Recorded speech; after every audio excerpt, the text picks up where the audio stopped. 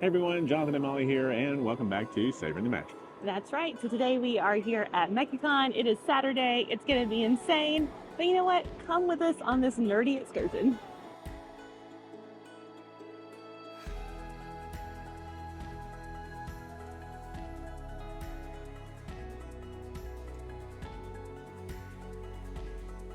So we're going to start off in the Artist Alley section. It's normally the part that gets the most congested as the day goes along. They also have smaller walkways in the main floor area this year. Big improvement though this year on the main walkway. Oh my goodness, just from walking in, the setup looks a lot better. There's a lot more space. Yeah. Even going through this, right now we're in the autograph area, and there's more room. Yeah. Even here. Much better. They moved to a different concourse this year, so. Also better. One thing I appreciate about Megacon is there is not one single piece of creative art, nerddom that is not represented here. Art, stickers, pins, bags, stuffed animals, all of it. And Pokemon. Lots. Oh my gosh. And lots of Pokemon. Amazing. Thank you. Great Deku. Oh my gosh. And lots of anime as well. I almost missed the wonderful Deku cosplay because of the giant Eevee. Indeed, you were missing it. There was a lot. All right, so we did a lot of merch shopping, which we'll show off a little bit later. But we decided to come over here to the Star Wars area. Whether you can hear us or not, I have no idea. It's super loud over here. But we're going to take a little tour around the Star Wars area. Some of the props. They have a Jurassic Park Jeep down there that I want to take a closer look at. So, let's go. All right, topic. Really great Balin. What can you tell me about Great Balin. Highlands and chicken raising? That droid thing is cracking me up. I'm sorry. The Dawn droid. Yes. Can you tell us about the ramp? Okay, I got this one on the lock. All right, tickets are on sale right now. $5 a ticket. Some artillery of your choice. Yep. Because the terrorists are coming for your world next. Yes. Sorry. Timely. Look how cool these really cool look. droids. You know, it is one thing. The droid design for the prequels. Oh, Top tier. it really is. I love they have this Oh guy. my gosh. Will you let me in? Oh, Shuda.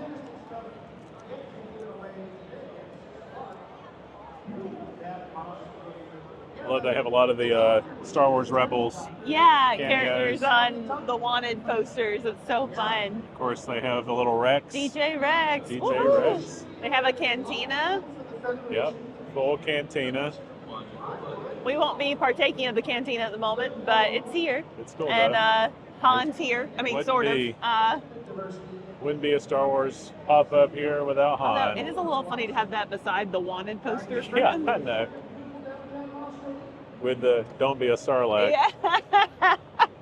Keep your shut. Fantastic. Ah, You know what? that That's is- solid advice. It's so funny.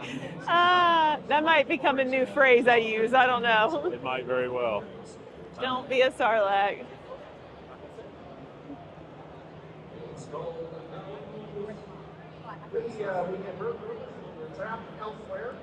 And of course, incredible cosplay as always. Oh my gosh. And really impressive here of the Chicken Walker. Yes. Looks great.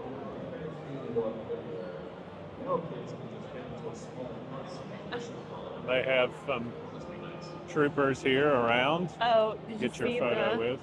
Oh, the probe droid over in the corner. There we Let's go. Back over I there. lost the word probe for a second, and I was like, that droid. That droid, the one you're looking for. I'm really looking forward to that hotel.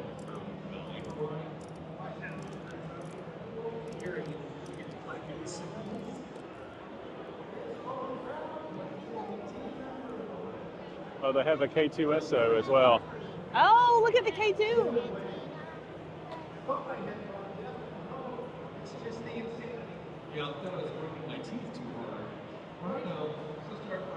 You can also shoot an IG with Nerf guns, apparently. That's pretty fun. Yeah. Sorry, did you want to do that? No, I'm good. And the home lounge. And you can just sit underneath the blue trees, looking away at the great. Pretty cool though. And if you're wondering about where that money's going to, well, it's Give Kids the World. Now, if you're a local, you probably know about the great work that they do, but if you're not familiar with them, that is a camp here in Central Florida for ill children to be able to come to Orlando and Wouldn't be a con without some droid builders. That's right. This is the Southern R2 builders. Now you were about to say without a chopper, and I was like, that's not where he's going with this.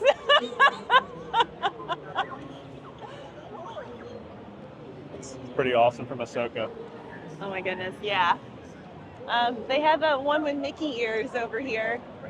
Of course they do. Yes. Also, the steampunk Steampunk one is is really cool, yeah. Man, this other one's like a whole bar. Got the whole Dream card from Return. Yeah. This chopper is a gentleman. Yes. He's dapper. With a bow tie. Quite literally. It says dapper chopper. I love it. Amazing. Very cool display. Very neat. Great R2-D2 C-3PO photo op there. Yep, there it is. The vehicles are cool. Oh, the vehicles are cool. And of course the hoverboard. And the hoverboard, can't forget that. Here. Most important part, Jurassic Park vehicles. Yeah.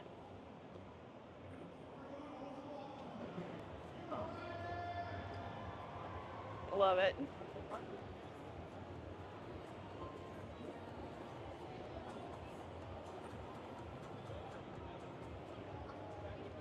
How fantastic is that? That's pretty tough. Pretty both of accurate. these, yeah. Sorry,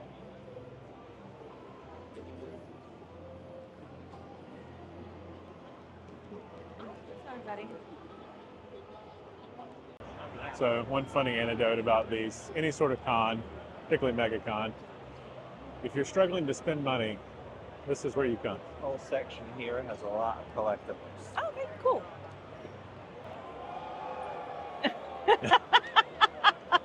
For the record, we do know this person. I know. Alex just keeps popping up Yes. as cameos. But the beginning of the video was a real, actually excited and That's true. surprised face. That's true.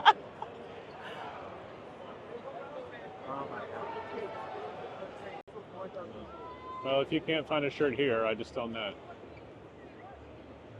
Oh, and then these on the left. Yes, that's what I just got excited about. More dangerous things. Just in case we Oh my haven't bought gosh, look enough at the art. Daredevil Oh, one. that's really cool. That's cool. We won't talk about how many pieces of art I bought today. Okay, so the one panel that we are going to today, or we intend to go to today, fingers crossed, is Catherine Tate. She played Donna Noble on Doctor Who. She was on The Office. She's been in a ton of things. She's hilarious. So we are going to attempt that. Other than that, this show floor will take up your whole day. So let's go see what we can do.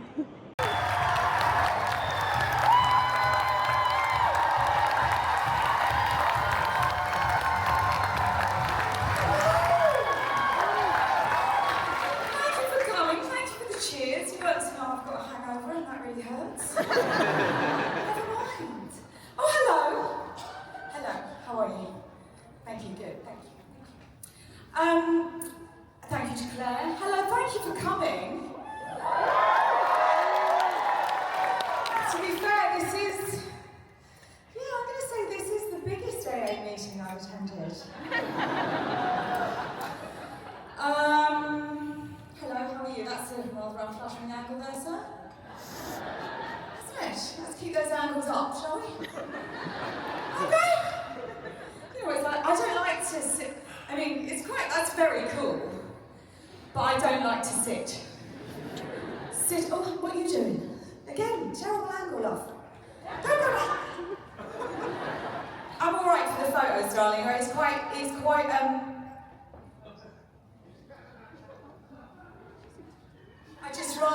I'd rather give them my than going, that's an unflattering angle. But here we go. Am I alright to, I mean, come among you, which is sounding wrong when I say it out loud. I mean down there. The speakers won't go pop, will they? You're going to have your work cut out, mate. Am I alright? The speaker's going to be alright like this? Yeah, here we go, because you know what this is like? This is like me having my own chat show. High five! You don't look at me like that! It's high five time! Hey! Good, good! Oh, hello! I just waste time doing this. This is all I do in my panel. Just give everyone a high five. No, I'm joking. Hello. Listen, let's play a little game. Hey, baby. I wish I'd not started this now. Okay. No, oh my God. Here's the game. Who's come from the farthest away? Lady, stop taking photos of me. No photos. It's in my contract. Who's come from the farthest away? I've come from London. Any takers on that? Who's come from Hold on, where have you come from? Chicago. Is that? Well, as far as me, love, is it? Oh, we've got where have you come from? Orlando. Yeah. I'm not sure you quite understood the rules of the game. Where you come from? Australia.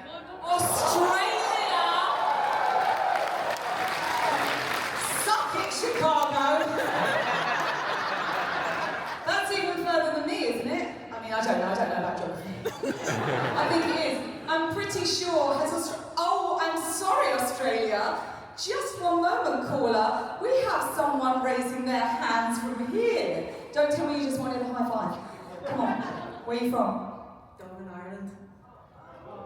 Dublin, Ireland? She's from Australia. You just mean you're in competition with me? You what? She went the long way round. Genuinely, I don't actually know this Dublin Island. I'm presuming it's not as far as Australia. You wouldn't think I was particularly well travelled, would you? Hold on, someone is actually putting their hand up. Now, do you know where Australia is? Where are you from? La France. Mais c'est près de l'Australie? Non, c'est près de moi. Alors non, t'as pas gagné, merci.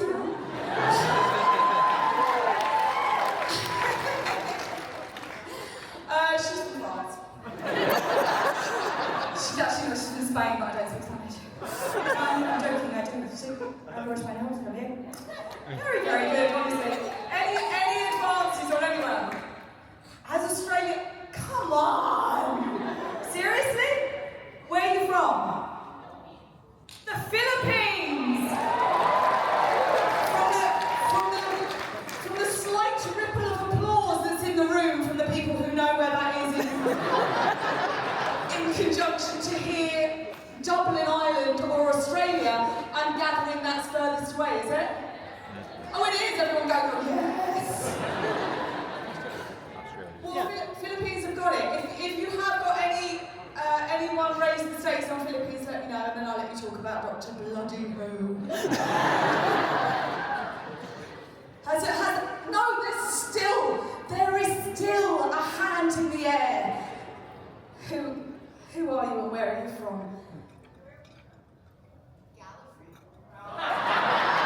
She's from Gallifrey. Never heard of it. The Philippines won. But runner-up, France, Dublin, Australia, Chicago, and me. Thank you very much. Now, how do we do? How are you all over here? All right? Hello, I've met you before. Hello.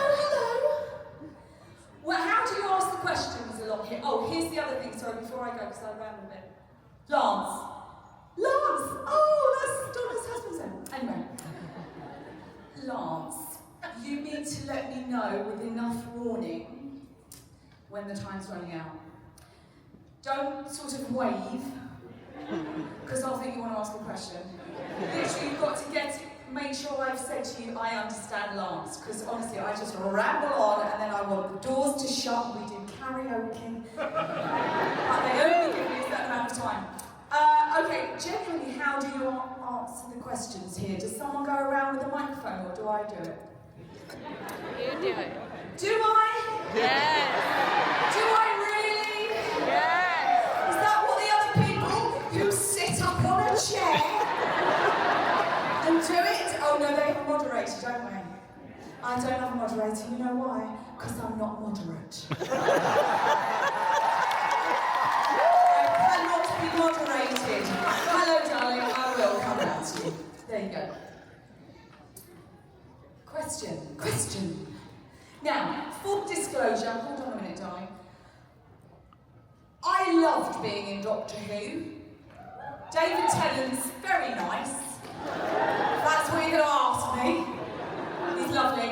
I don't know a lot about Doctor Who. I've sort of picked it up over the years. It was my privilege to be in it. But if you're asking me big old deep cut sci-fi questions, I should be making up the answer. What was your favorite episode filming on Doctor Who? Well, my favourite episode filming on Doctor Who is an easy one because it is The Runaway Bride.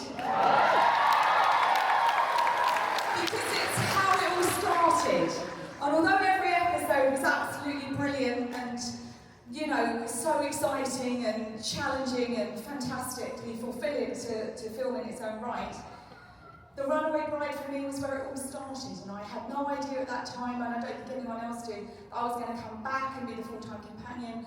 And then I did. So for me, it's The Runaway Bride because it was so crazy and exciting, and because I just got a phone call to say, would you like to be in the Christmas episode of Doctor Who? And I was like, yeah, of course. And then they sent me the script, and I have this thing where I don't like read a script before I mean, I certainly didn't read, no, I don't mean it in that way, I can't be bothered. I said yes is what I mean before seeing the script because I knew it would be brilliant. And then what I like to do is I always, when I get the script, I open a page. I open it at a random page because I'm like, God, where's this story gonna, lead me? And the page I opened it to said, Donna the bride is suspended 100 foot up in the air in a giant spider's web. And I thought, well, that's a bit different, isn't it? Anyone for another question? I will go to the person I saw first. Oh, it's Devon, hello! It's not you, it's the man next to you. Come on. Genuinely, Devon's my biggest fan. Sorry, I know some of you think you like me. But it's him. He knows all the deep cuts, don't you? Is it deep cuts you call it, or is it deep dive? Who knows? I don't know. Hello, darling. What was it like coming back after all these years to be on the show again? It was fantastic. It was absolutely. The question was, what was it like to come back to Doctor Who? It was just brilliant because it wasn't. I'm sure it wasn't anything David or I thought we'd ever get the chance to do, and we got this second bite of the cherry that was just unbelievably, exciting and sort of nostalgic, but so it was kind of like this. It was so similar but yet different. It was genuinely amazing. It was a dream, genuinely a dream come true. Oh, all right, Devon. Which Catherine Tate show character do you think would make the best companion? Oh, which of my characters would make the best companion?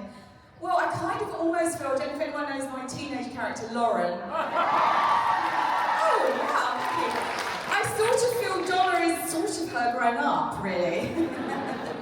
So in a way, she sort of kind of got on there, although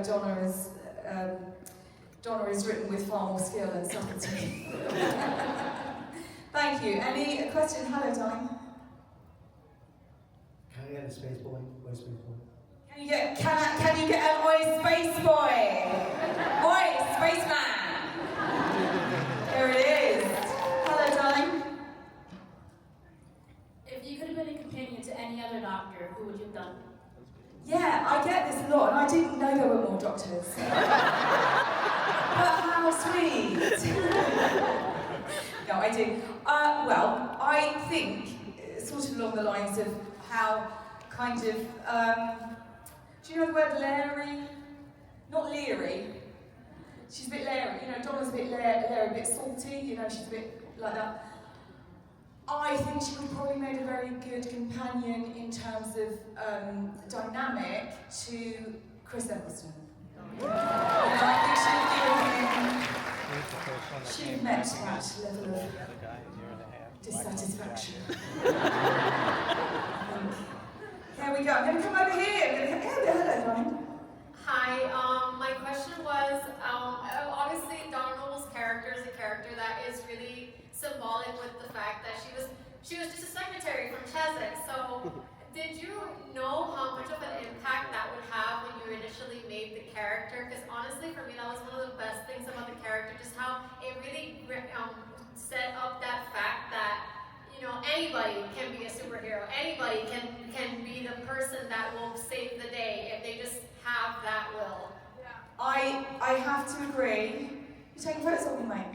I don't know how clearer I can be about this. Please don't take photos. I have to agree that the way Donna was written was so brilliantly devised in, as you say, her ordinariness. And the fact, you know, it's her great tragedy that when the first time, I don't want to give any spoilers because we did come back, but her first ending, the biggest tragedy was that she didn't remember anything, and she didn't remember what she'd accomplished or indeed what potential she has. She didn't know. And I think the line that absolutely sums it, and to your point, no, I had no idea. I don't. To be honest, I didn't know until I started coming to conventions. Because David had said to me for years, why don't you do conventions? And I said, oh, well, I don't know that anyone would remember that character. It's been so long ago. So I genuinely had no idea, because I'm not on social media, I don't ever read reviews. I knew some people liked Doctor Who, and that was it. I didn't really know. And it wasn't until I came to conventions that I thought, oh, actually, they do remember Donna, that's amazing. The fantastic line is when he takes her back, her memory's been wiped, and she's got this very brilliantly written, I think, dynamic with her mother. You know, which is a really sort of relatable dynamic to, you know, slightly overbearing mothers with what they perceive to be underachieving daughters. And when she says, he brings her back, and he says, she's the most important woman in the universe, and she says, yes, I know, she's my daughter. It's such a kind of wonderful, you know, circle that dynamic had. But yeah, I think the brilliance of Donna's writing and the way Russell perceived her was that she was just, yeah, she's the ordinary person who doesn't know what she's doing with her life. She's directionless, and I remember actually in the script, the first thing it said about Donna was, and here we find Donna shouting at the world. And that was kind of all that was the sort of, you know, the gem of how you create a character for me. You know, she was, I suppose it was the unconscious knowledge that she had much more to give, but she couldn't realise it. But thank you. Here we go, John. Hello, John. I'm a big crier and love good, emotional scenes. Did you have a specific scene or any emotional scenes that you had a hard time with, or any scenes that are hard to film because of that? I don't have any scenes that are hard to film because I do not have any depth whatsoever as a person. But no, and I also am an actor, and I'm not, I thankfully am able to take on a character and then, slip it off. However, when I read the line, I can't remember where it's from. It's like from when Donna first left the show, when her memory got Right, it was a two-parter and it was called The Stolen Earth and something else. Journey of the Dam? No. What? End? Journey of the End? Journey's End, thank you, we got there. Journey of the what? And when Donna, has the meta-crisis that she takes on part-time Lord, and she realises in that moment it's going to end. And she says, what I feel were the hardest lines Donna ever had to say were, I was going to be with you forever.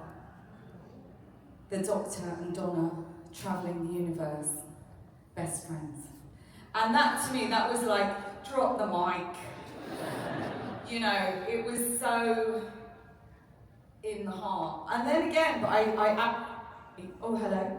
I absolutely think, I know that is brilliance of Russell's swagger as a writer, to do all that to this character and not kill her off, almost worse, wipe her memory. To bring her back at the end of her journey, as far as we all knew, with no knowledge, with no memory, with no growth. And that, to me, that's just brilliant storytelling and writing. Hey, I must come over and give this side of the room some love, mustn't I? Hey. Hi. Hello. We have a song there wants to ask a question. If you could pick like any object or like place to be your TARDIS, to be your time machine, what object or anything would you pick? Right, first question, what's the TARDIS? What do you mean? Oh, now hold on, I'm actually learning something in real time. Stop immediately. Do you mean that instead of a police box, I didn't know it could be anything else? Genuinely, I'm learning that now. I've never even questioned it. I thought TARDIS meant blue police box, that was it. So what does it mean? It means somewhere along the line, he chose that as a vessel to... Sorry. Just a moment. One by one or not at all. Someone explain. You probably can. Here we go.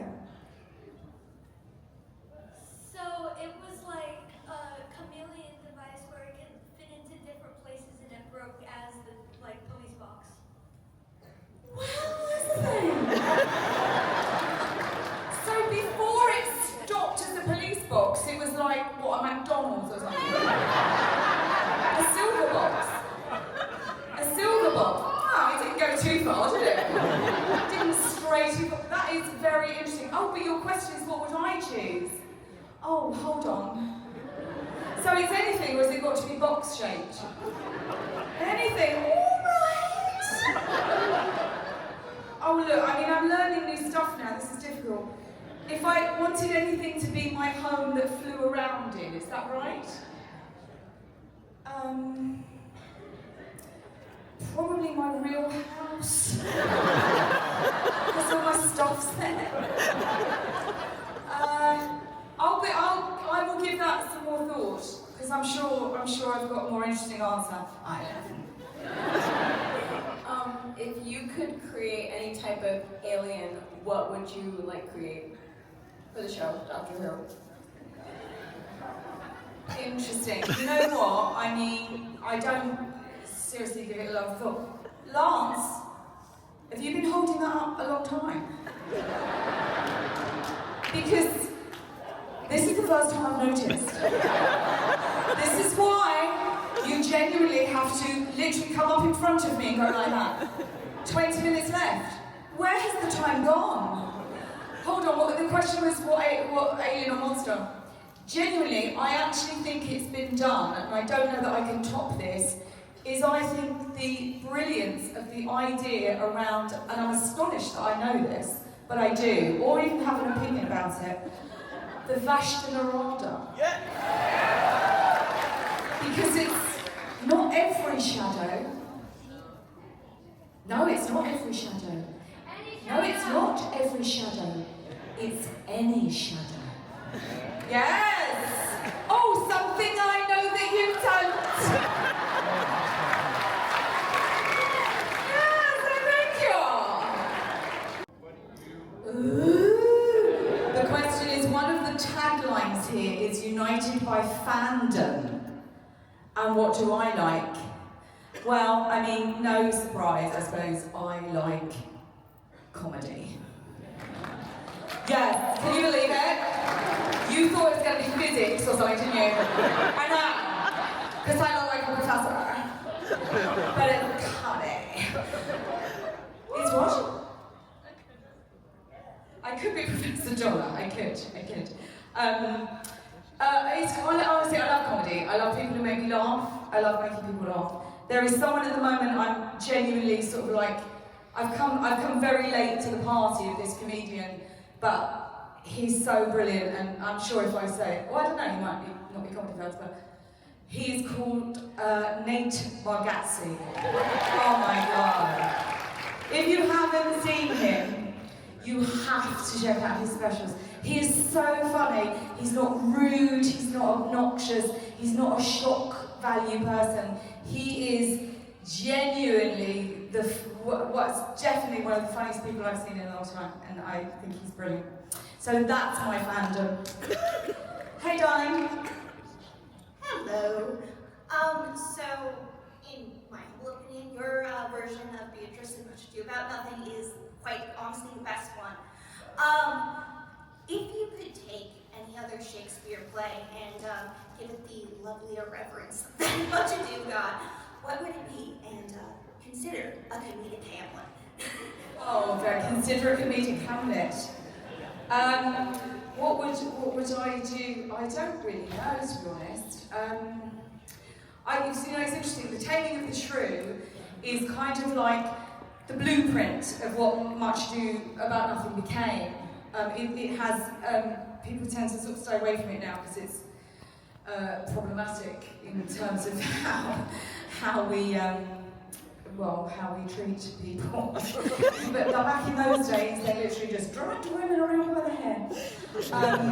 So it doesn't get done. So I would be interested in trying a version of Taming of the Shrew that was kind of like new and interesting and challenging to today's audiences while still keeping everything that Shakespeare intended. Because we have to remember, he lived in different times. But I think it would be probably Taming of the Shrew. Hi, sweetheart. Hey, I know that you and David have been like in Much Ado About Nothing, and I think DuckTales, right? And then Doctor Who. How do you find you and David, like what drew you to the same projects?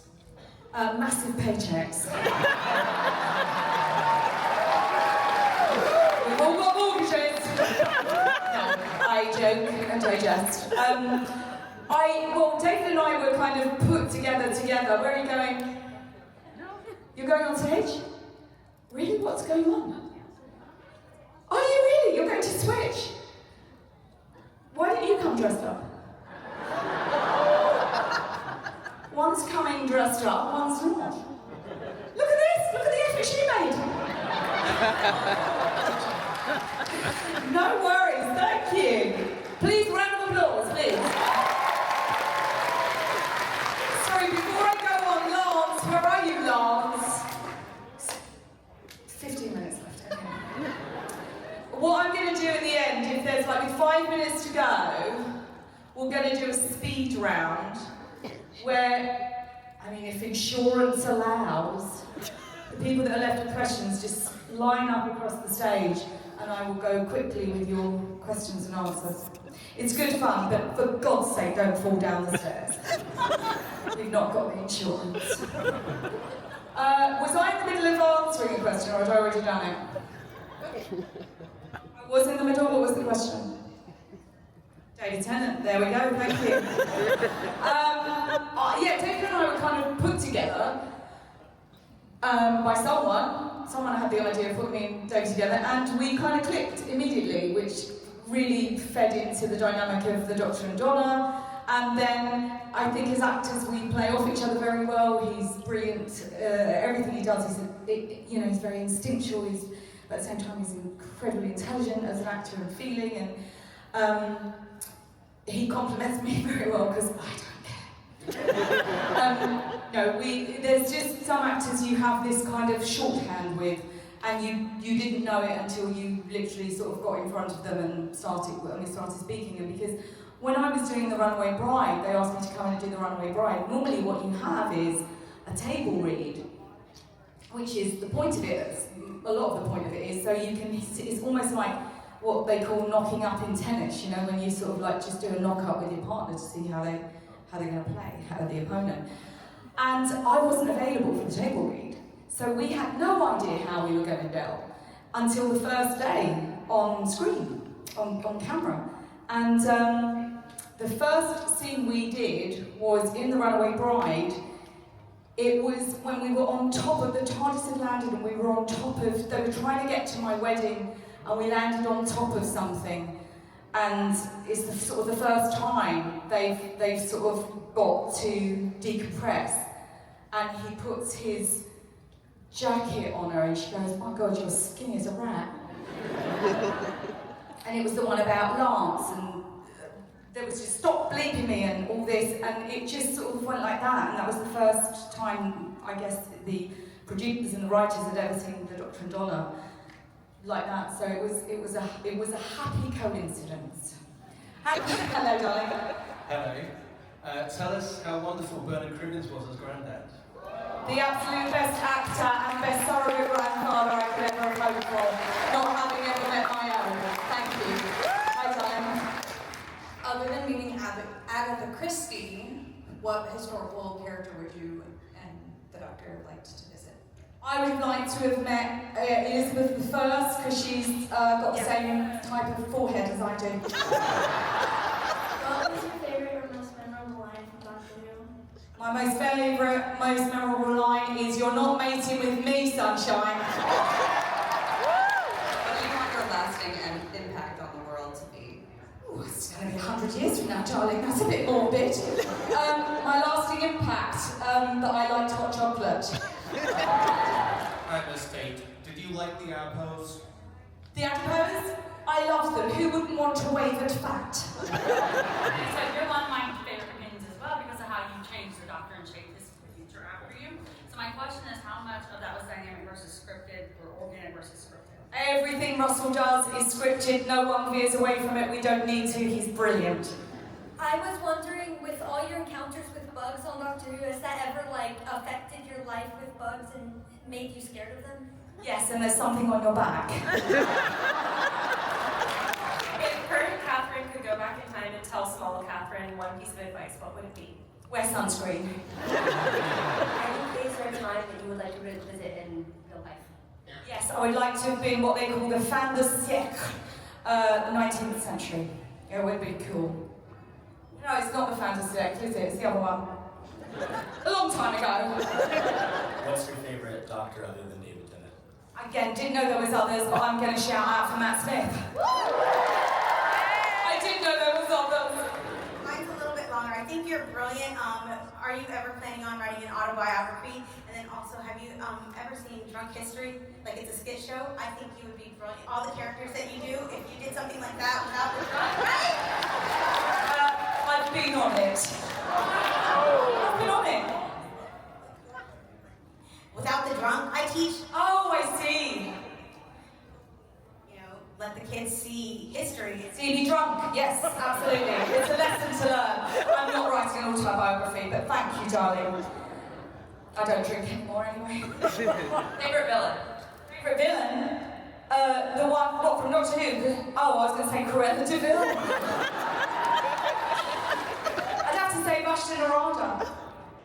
All right, so we're going to head home. The show floor closes in about 30 minutes. Yep. We're going to go home and give you a little bit of a haul tour of all the too many things we bought today. Talk about the Catherine Tate panel. Yes, And wrap fantastic this up. panel. That's right. We'll see you there. All right, so we are home and we are going to get into our merch in just a second. because we definitely do have merch from this year Megacon. Yes. But first, we're going to talk a little bit about the Catherine Tate panel. Yes. So I think we gave a preamble before, right? I believe so. It was a very long day. Very long day. Now we're super tired, and now we're home. And remembering is difficult sometimes. But yeah, in case I didn't say this, she played Donna Noble on Doctor Who. Yeah. She was a companion with David Tennant's Doctor, the 10th Doctor. We're Doctor Who fans, should be said. And they did just a Q&A with her. They were doing a big panel tomorrow with the rest of the companions. I'm assuming that she just couldn't stay, is what it kind of seems like. So we did that at like 2:30, something like that. Something like that, yeah. And that was the most insane Q&A I think I've ever been a part of. She did not have a moderator. She walked around the entire time and engaged with fans all by herself. And honestly, she was hilarious. I think I included most of there were certain parts I didn't include, but most of the best parts were here in the video. But the ending where she just like had people come on stage and ask questions in a rapid format. It was a lawsuit waiting to happen. You could just tell every Megacon employee was like clinched a little bit. Yeah. To say the least. To be fair, from the minute that she said it, our group was just kind of like, I feel like they definitely don't have the insurance for this. And it could go very poorly. But to her credit, she made it work, and she went down the line, and she was really funny. Yeah. So loved that panel, and I don't know, it's kind of cool to hear her experience of working with Russell Davies, the showrunner, and then obviously David, and she's done several projects with David. I don't know if at this point I don't know what clips will actually be in here, so maybe that's in here, maybe it's not. It depends on the quality of the sound, honestly. But that was really cool, and then for her to get to talk about playing the role years ago and then getting to come back and do that 3-episode arc, that was really neat to hear her talk about, and just kind of how special that was, I think, for all of them. And she's insanely funny, just on her own accord.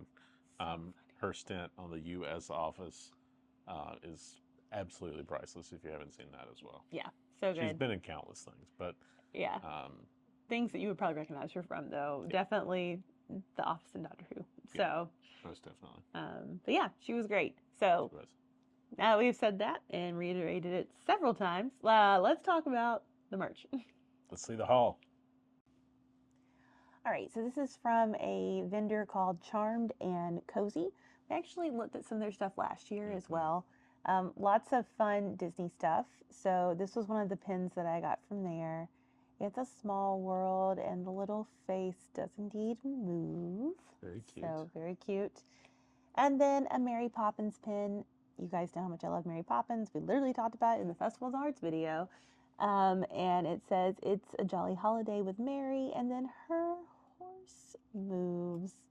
So I just thought these were very cute, and I could not turn them down. And then my last pin is a My Hero Academia. We have Todoroki, who is pretty much a favorite character, although I love a lot of them. And this was in the Artist Alley area. And I just thought these pins were so beautiful. They had such elaborate ones.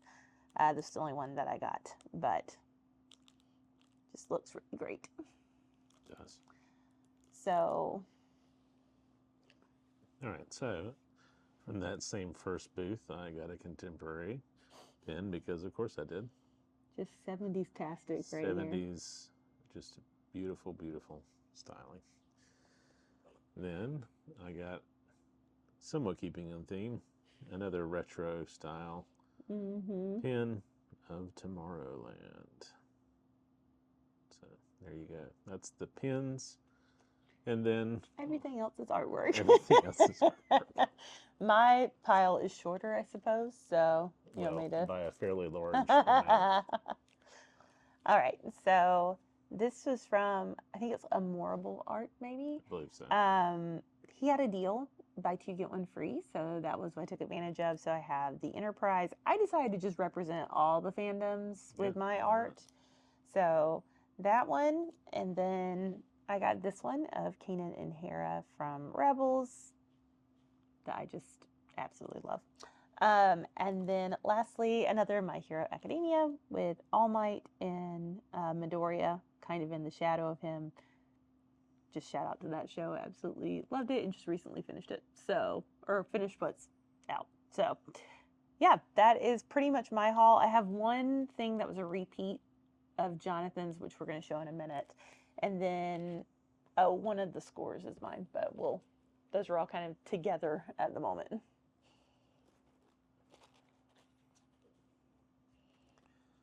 All right, so this was from a booth that I have never been to before. This was a theme park expedition, I believe. I believe so. They were in the Artist Alley as well. It's Jonathan's new favorite booth, though, just so we're clear. I'll put their info down below. I actually got to speak with the guy for a while, and very cool guy. He had an incredible silver Disney MGM jacket from back in the day. So yeah, it was very cool. Incredible. So obviously had to take advantage of the Dino Institute countdown to extinction. And a lot of it was stuff that is either going away or has already gone away. Not everything, but a lot of it. A lot of it. They had a Leota. Knows and sees all. So if you know me at all, you know I love like classic retro prints. And this was a test track with the original vehicle there. It's been a while since we've seen that. This was a Tom Morrow in the Alien Encounter. I love how it looks like an old book cover. It even has like a sticker that's focusing. There it goes. Yes. So this is obviously for Alien Encounter, which is no longer there, but was there for a very brief time. And this is the print that Molly and I both got one of our favorite films at Epcot, Impressions de France.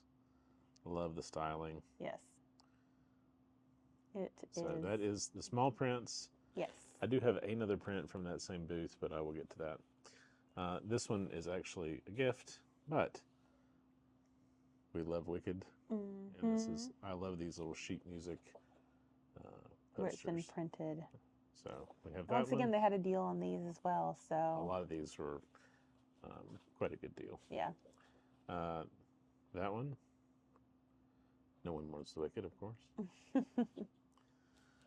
then I have been eyeing this one for a while, and I finally got it. Love, love, love, love that print. Obviously, it's my favorite Star Wars movie. So obviously, we see a theme with a lot of Jonathan's retro things. Yes. So we have that.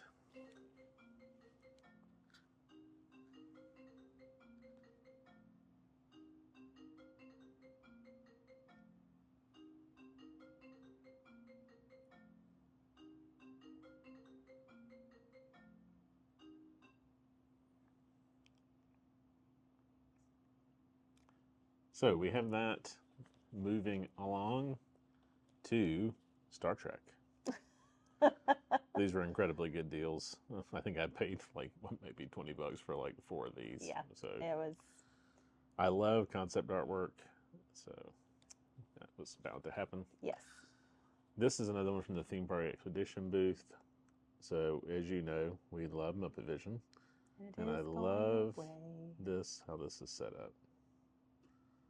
So definitely had to get a bigger one of those. This is actually a double-sided one. So Leonard Nimoy as Spock, and the classic pose. And then just a print of the beautiful Enterprise herself. And then continuing the Star Trek trend. Yeah. Another piece of concept artwork. And then Molly's contribution to the... Oh, yeah. This was the one that I got for my piece of sheet music. Yes, Doctor Who. Really hit all fronts here. I think the only thing I didn't get was a Star... No, I did get Star Wars. Never mind. I forgot about Kanan here. And then these are probably some of my favorite prints. So these kind of Japanese style Darth Maul with Qui-Gon and Obi-Wan. Looks so cool. And even the Japanese checks out. We did do some translations with it. And last but not least, had to get something Jurassic Park. Yes. Complete. And I do love that Malcolm is there.